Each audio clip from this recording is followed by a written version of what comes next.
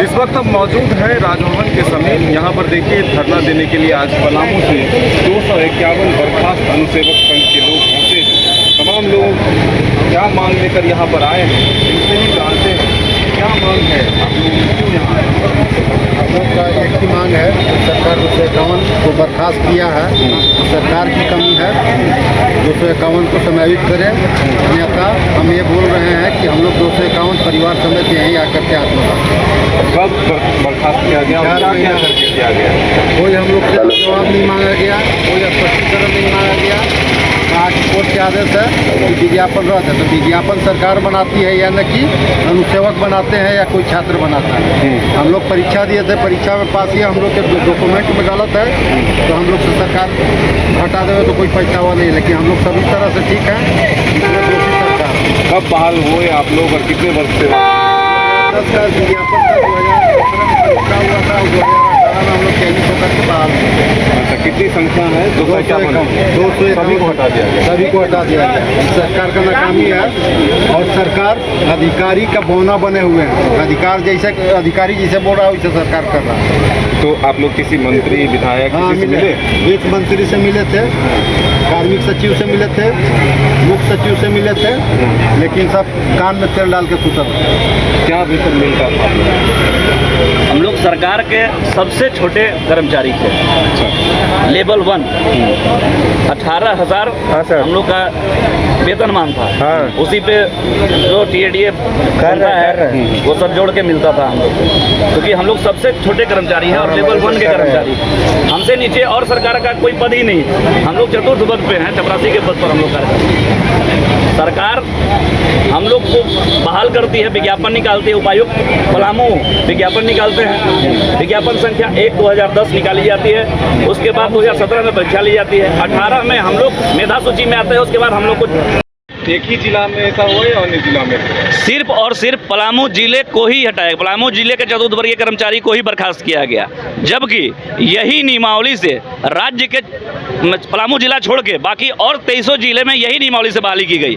हाँ, ये जरूर है कि विज्ञापन अलग अलग निकाला गया, चूँकि ये जिला वार बहाली है। चतुर्थ वर्गीय कर्मचारी की बहाली नियुक्ति जो है वो जिला स्तरीय होती है, इसलिए हर जिला का विज्ञापन अलग अलग निकलता है। लेकिन नियमावली जो है झारखंड सरकार की एक ही है जो पूरे जिले पूरे राज्य के सभी 24 जिलों में लागू होती है। लेकिन नियमावली को अगर कोर्ट के द्वारा गलत बताया गया तो केवल पलामू जिला ही इसमें क्यों बर्खास्त होगा? अगर नियमावली गलत है तो पूरा राज्य का सभी जिला में नियमावली गलत है, केवल पलामू जिला को ही बर्खास्त किया गया। बाकी लोगों को वैसे ही का वैसे जैसे कार्य कर रहे थे वैसे कार्य कर रहे हैं। तो क्या आप लोग मंत्री से मिले, विधायक से मिले, क्या आश्वासन मिल रहा है? जी बिल्कुल, हम लोग वित्त मंत्री से मिले, मुख्यमंत्री महोदय से भी मिले, मुख्य सचिव महोदय से मिले, कार्मिक सचिव से मिले, अपने यहाँ उपायुक्त महोदय से मिले। जितना भी लगभग प्रशासनिक पदाधिकारी हैं सभी को हमने ज्ञापन दिया, सभी के सामने अपनी मांग को रखा, लेकिन वो लोग के तरह से काम किया जा रहा है। हमारी दोष क्या है इसमें? हमारी दोस्त सिर्फ और सिर्फ यही है कि हमने इस विज्ञापन में फॉर्म भरा और हम इसमें शामिल हुए। हम मेधा सूची के आधार पर इसमें आए, हमको भीख नहीं दिए। ये नौकरी हमारे घर पहुंचाने नहीं, भीख में लेके नहीं, हम इनसे मांगने भी नहीं गए थे। इन्होंने फॉर्म निकाला था, हमने उसमें फॉर्म भरा, हमने लिखित परीक्षा पास किया, उसके बाद ये हमको नियुक्त करते हैं और हम सेवा देते हैं 7 साल। 7 साल में हमारे ऊपर अगर एक भी दोष है, एक भी लांछन अगर किसी भी काम में लगाया गया है तो हम स्वतः अपना बर्खास्ती देने के लिए तैयार हैं।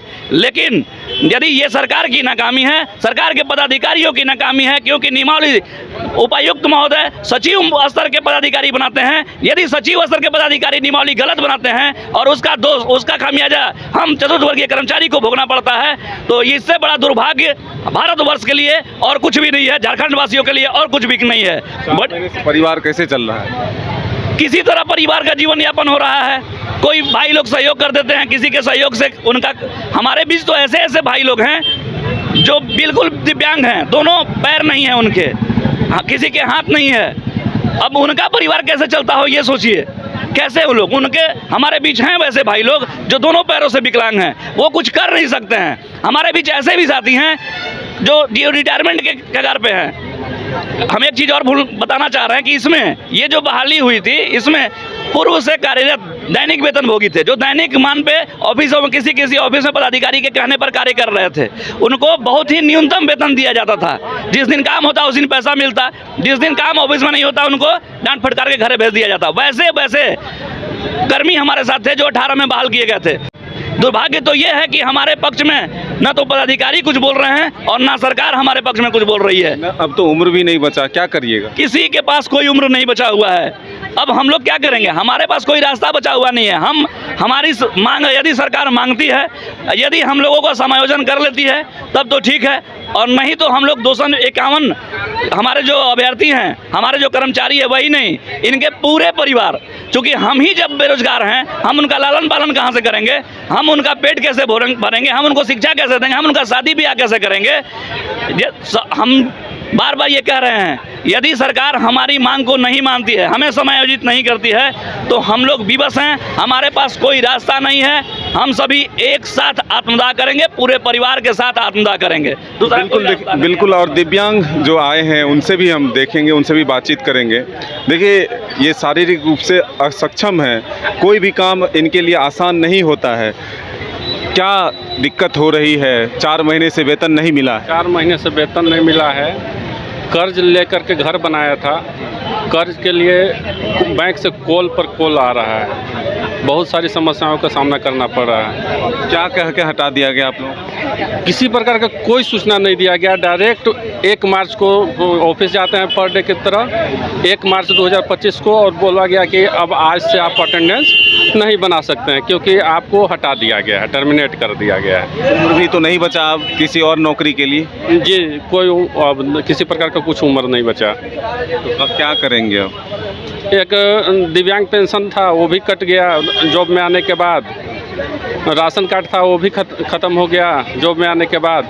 अब इच्छा मैं तो यही मान करके चला हूँ कि आज इच्छा मृत्यु मांगने के लिए ही आया हूँ कि अगर आज पाल महोदय से मिलवा दिया जाए तो उन समय अपना इच्छा मृत्यु ही मांगने के ख्याल से यहाँ पर आज आया हूँ।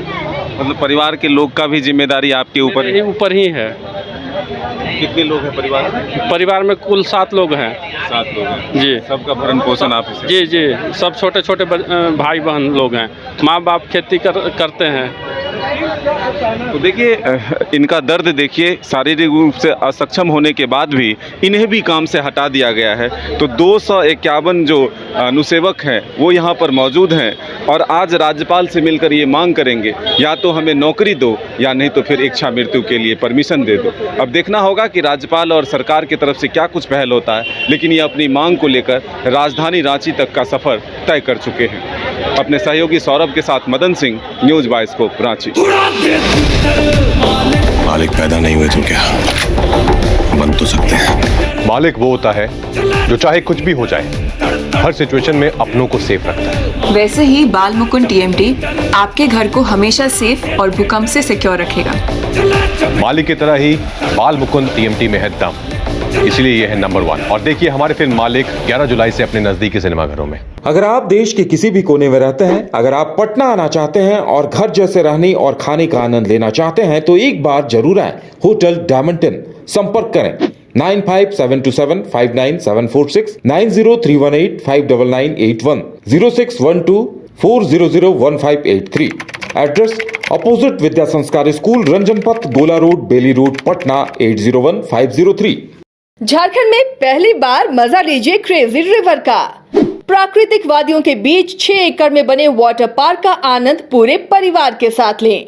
इक्वाटिका Funplex water park, a complete family park, excitement का भरपूर dose, huge cyclone slide, WMPS big family pool with 13 slides, big wave pools with high waves, kids के लिए अलग से play area, octopus rain dance, pendulum slides, top class restaurant, साथ ही senior citizen के लिए स्पेशल अरेंजमेंट। पूरी family के साथ बिताएं दिन भर मस्ती के पल। इक्वाटिका Funplex water park near Remta dam, चुकरू मोड़, रांची।